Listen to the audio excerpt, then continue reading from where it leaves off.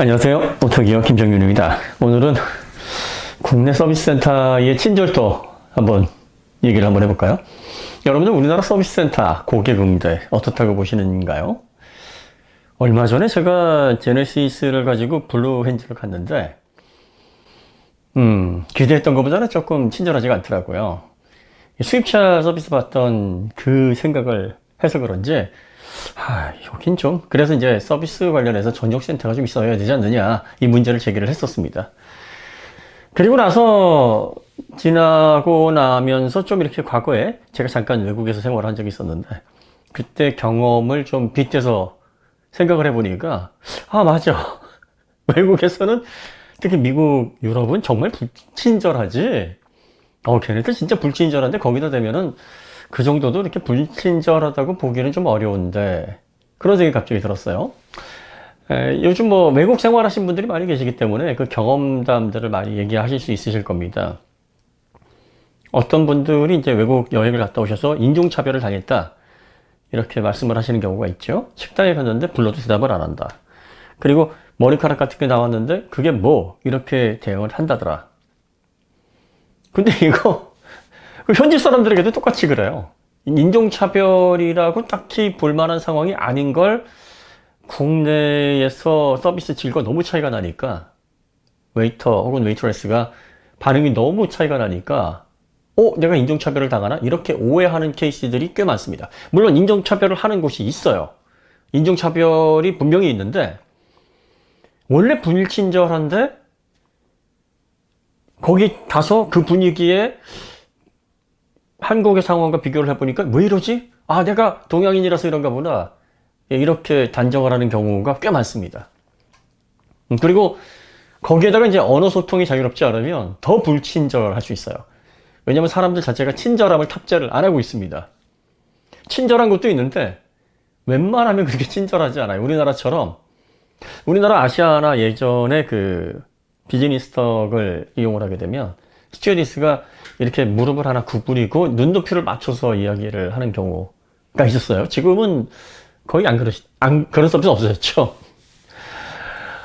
그 에어프랑스라든지 유나이티드 항공을 이용해 보시면은요, 스튜어디스 분들이 이제 체격이 좋습니다. 그리고 나이가 좀 있으신데 뭘 요구를 해요?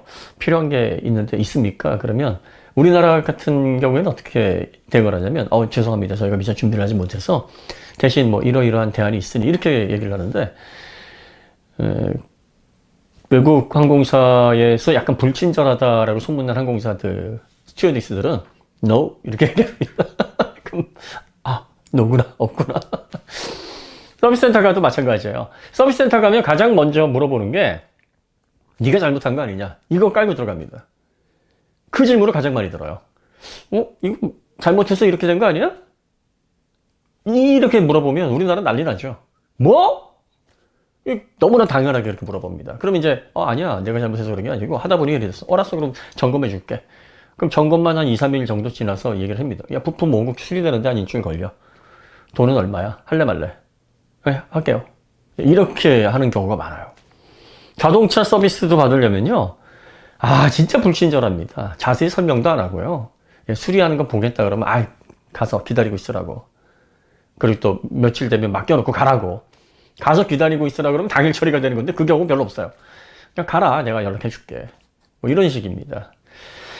그 문화를 알다 보면은 이 사람들은 뭐 서비스 관련해 가지고 그렇게 막 친절함이 몸에 배어 있지 않구나. 그리고 뭔가 고객을 응대할 때 낮은 자세에서 섬기려는 자세가 아니라 대등한 관계에서 내가 너에게 용역을 제공하고 너는 그 용역에 대한 대가를 나한테 지불하는 거니까 너는 나와 대등한 관계에서 1대1 관계에서 우리는 기술을 제공하고 우리는 비용을 받고 뭐 이런 관계라고 생각을 하는구나 이렇게 이해를 하게 됩니다. 우리나라는 어떻습니까? 우리나라는 웬만하면 다 사장님, 웬만하면 다 선생님 이렇게 부릅니다. 공무원들도 다 선생님 그러잖아요. 전 세계를 통틀어서 이렇게 친절하게 대응하려고 애쓰는 그러한 분위기가 우리나라가 정말 흔치 않아요. 유럽 같은 경우는요. 유럽은 조금 더 미국보다 친절하지 않다라는 게 아니라 조금 더 당당하게 자기를 하기 때문에 또 새로운 경험을 할 수가 있어요. 예를 들어서 저희가 이제 김두라와 함께 스위스에서 퐁듀 가게, 퐁듀를 파는 음식점에 들어가서 인원이 많다 보니까 이제 줄을 이렇게 섰어요. 통로가 좀 막혔습니다. 그러니까 뒤에서 웨이터가 저희를 째려봅니다. 그래서 저희도 이렇게 같이 쳐다봤죠? 그랬더니 눈이 마주치니까 이렇게 얘기를 해요. 내가 지금 일을 하고 있는데 너희들 때문에 방해가 돼서 내가 일을 지금 못하고 있으니까 비켜라. 너무나 당당하게. 웃는 표정도 아닙니다. 인상 쓰면서 얘기를 해요. 이게 굉장히 자연스러워. 그리고 주문을 할 때 잘 안 와요. 쳐다보지도 않고. 그리고 손 들어도 한번 이게 보고서 다른 일 하다가 나중에 오거나 그렇습니다. 그리고 또 그 나라의 언어가 아닌 영어를 사용하게 되면 대뜸 그래요. 영어 말고 너 독일말 모르냐? 혹은 뭐 프랑스말 모르냐? 이렇게 대응을 합니다.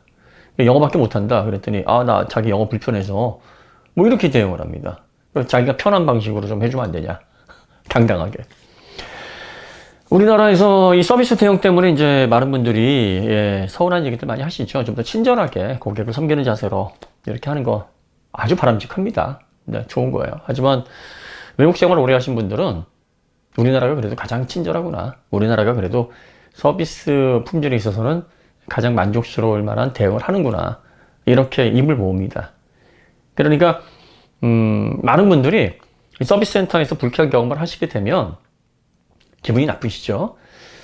기분이 나쁜 거를 이제 전체 문제로 번져서 이렇기 때문에 이제 정말 우리나라 기업은 틀렸다. 뭐 이렇게 하시기보다는 그런 원인들을 좀 제거할 수 있도록 뭐 회사에 건의를 한다든지, 그리고 사실 뭐 직원이 많다 보면은 그 중에는 좀 덜 친절하거나 뭐 인성에 있어서 좀 문제가 있거나 이런 경우가 있을 수 있습니다. 그러면 그 케이스에 맞게 개선이 될 수 있도록 제조사에게 분명하게 요청을 하는 뭐 그런 프로세스를 밟으면 좋지 않을까 싶습니다. 분명히 불친절하거나 고객 응대를 제대로 못하는 것들, 이번에 뭐 제네시스 관련해서 그 악취가 난다 그러니까 방귀 뭐 이렇게 대응을 하는 직원이 있었다 그래요. 방귀를 뀌게 되면은 그게 안에 가스가 뭐 이렇게 웅충이 돼 있어가지고 통풍 시트를 낄 때마다 이게 다시 역류를 하는 이게 뭐 말하자면 그 직원의 자질 문제죠. 엉뚱한 얘기를 한 거죠. 그러니까 직원분들이 이게 회사를 대변할 수 있는 입장일 수도 있다. 소비자들은 그 얘기를 듣고서 아니 현대 서비스가 이 모양이야 이렇게 판단하잖아요. 그러니까 이런 부분에 있어서 좀 사명감을 가지고 자기 내피셜 매뉴얼화되지 않은 것들은 막 소설 쓰시면 안 돼요. 인터넷에 소설 쓰는 게만 문제가 아니라 자기 직무를 수행하는 데 있어서 뭐 방귀 낀다고 그게 응축이 돼가지고 말이 안 되는 거잖아요. 뭐 이렇게 내피셜로 고객에게 막 회사에 과잉 충성하려는 이런 태도, 그리고 그 상황을 모면하려고 하는, 말하자면 본인의 임경병식으로 하려고 한 건데 이 문제가 커지지 않습니까? 회사에서도 이런 문제점들에 대해서 좀 더 교육을 철저히 해주셔야 돼요. 이 사실 직원 하나가 상당히 큰 문제를 일으켜서 그 회사의 불이익을 미치게 할 수 있습니다. 여러분들이 공식적으로 채용한 인력 아닙니까? 그럼 책임을 지셔야죠. 그래서 이런 문제점들, 소통으로 인해서 생기는 불필요한 문제점들이 없도록 업체 측에서, 기업 측에서 정말 잘 감시하고 이런 것들을 관리해야 됩니다. 그 다음에 이제 고객분들도, 소비자분들도 우리나라의 대미 서비스, 우리나라의 이 서비스 질이 전 세계적으로 정말 좋아요. 그리고 기본적으로 한국인들은 친절함을 탑재를 하고 있습니다. 그런데 이제 그 말이 나온 과정, 앞뒤를 다 자르고 본인이 어떻게 그 사람에게 감정을 상하게 했는지에 대한 사전적인 분위기 없이 그 부분을 딱 잘라서 하는 경우가 간혹 있습니다. 이번에 뭐 방귀 사건이 그랬다는 게 아니라 간혹 가다가 서비스 센터에서 그 담당 직원이 나쁜 말 한 것만 딱 잘라가지고 이렇게 난 엄청난 불이익을 당했고 모멸감을 당했다 뭐 이렇게 해서 올리시는 경우가 있는데, 뭐 이런 것들을 조금 반응을 보실 때 객관성을 가지고 뭔가 인과관계가 있겠지 하고 좀 지켜보는 태도로 상황을 지켜보시는 게 좋지 않을까 싶어요.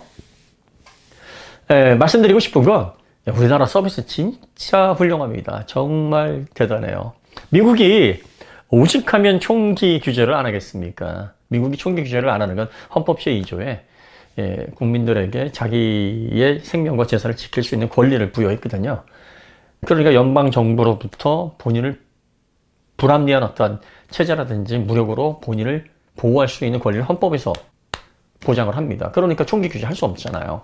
이게 이제 가장 큰 문제고, 그 다음에 이제 두 번째가 미국은 땅덩어리가 워낙 넓고, 그리고 또 야생동물들, 위험한 야생동물들이 많이 출몰을 합니다. 그리고 치안이 닿을 때까지 시간 여유가 필요합니다. 그 시간 동안 본인을 스스로 지킬 수 있는 방편이 있어야 돼요. 그래서 총기 난사 사건이 그렇게 많이 벌어지는데도 근원적인 해결이 어려운 거죠. 오직하면 총기를 허용을 하겠는가. 징벌적 손해배상도 미국에 정말 기업들이 부도덕한 기업들이 많았습니다. 미국이라고 정말 도덕적인 기업, 원칙적으로 한다? 아니에요.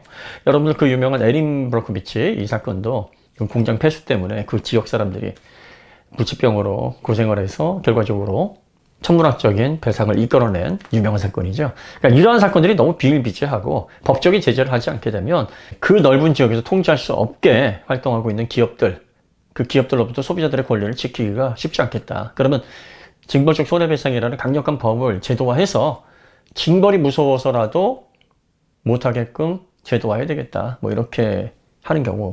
앞으로는 징벌적 손해배상을 통해서 이제 기업들이 소비자들에게 결함이라든지 문제가 생기게 되면은 막 뭉개고 넘어가려고 하는 이러한 사태를 미연에 방지하기 위해서라도 제도화해야 됩니다.